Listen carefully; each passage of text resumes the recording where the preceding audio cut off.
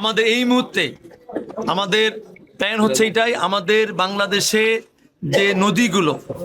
আজকে বিশেষ করে খাল খনন দরকার, যে নদীগুলো জলাশয়গুলো আজকে অনেকগুলো আমাদের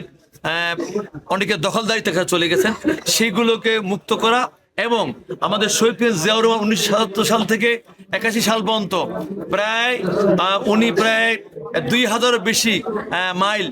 এই যে বিশেষ করে উনি যে আমাদের সেই সময়